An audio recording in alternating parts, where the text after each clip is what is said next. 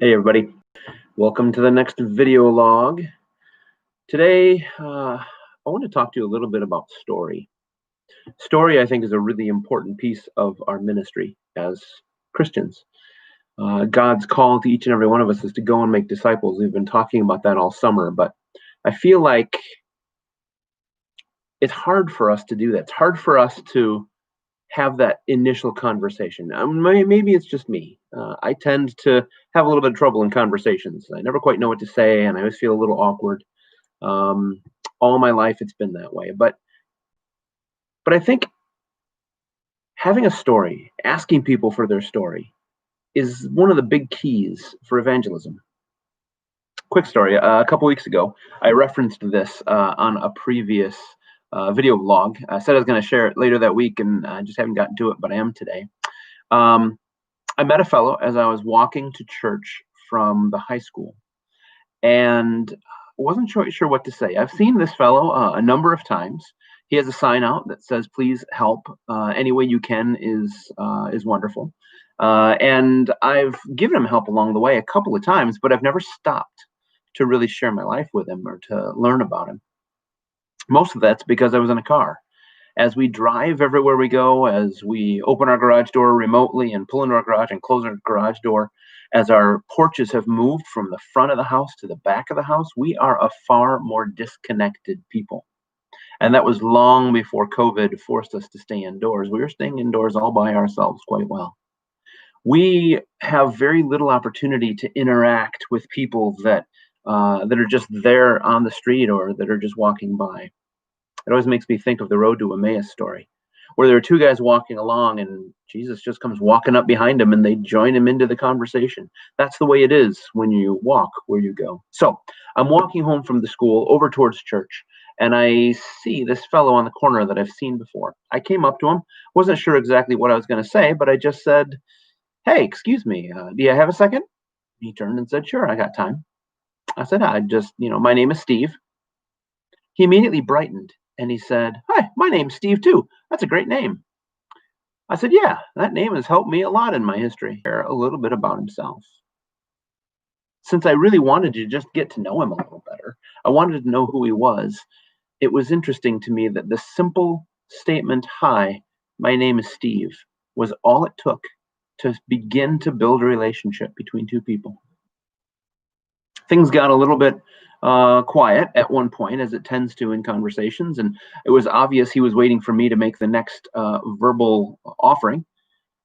And not knowing what to say, I just said, "I've seen you often here, but I've never had a chance to really know you. So I'm curious if you're willing to share what's your story." That led to almost 20 minutes of conversation where he shared his life with me. He told me about three daughters.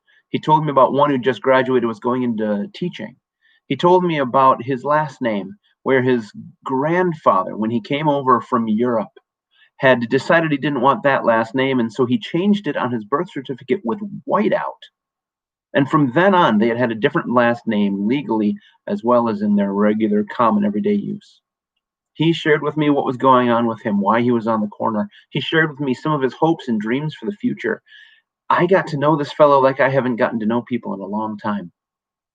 All because I simply asked, "Hey, what's your story?" It makes me think of another story from the Bible of Jesus and the woman at the well in John. Jesus is sitting at the well, and this woman walks up, and Jesus said, "Hey, would you mind getting me a drink of water?" That's simple. And from that simple statement, "Hey, could I get some water?" grows a relationship, grows a conversation that has changed Christians since it was first uttered. Just a simple matter of sharing your story, of sharing your name, of asking for a glass of water can open up conversational opportunities that we often don't have in life. So I want to encourage you today, as you think about your mission, because every single one of us has a mission, has the same general mission, which is to go and make disciples. But to do that, it doesn't mean that we go and we teach strangers what we know. What it means is that we build relationship with people. We help them to get to know us, and we get to know them. And then within the midst of that relationship, we begin to share the good news of Jesus Christ. So whether when you come up to a person, your statement is, "Hey, I'm thirsty. Could you get me a little water?" Whether it's a simple offering of, "Hey, my name is Steve," or whether it's something a little more inviting, like, "Would you mind telling me your story?" I want to encourage you to have a couple of those questions on hand. And when you meet someone, take the time. I know we're all busy. I know that we're all trying to get other places, but take the time to ask the question and then just listen. And you might be really surprised at how open that makes other people to hearing what you have to say when you're open to hearing what they have to say as well. Tomorrow is our worship service, 9:30 in the morning. We are now open to coming and worshiping with us live. There is space, so if not tomorrow because our deadline's already passed, but if the next week or any of the following weeks you'd like to join us live, just go to our website, www.libcov.org, and there you'll find a sign-up sheet to come and join us for worship. We would love to see you there. And if you can't come live, then check us out at the same website. You can find our live stream and you can join us online. So come on and hear some of our stories. Come and have an opportunity in the chat bar, or if you're live face to face, to share your story with us. We'd really like to get to know you. Well, may God bless you until we're together again next week. Bye-bye, everybody.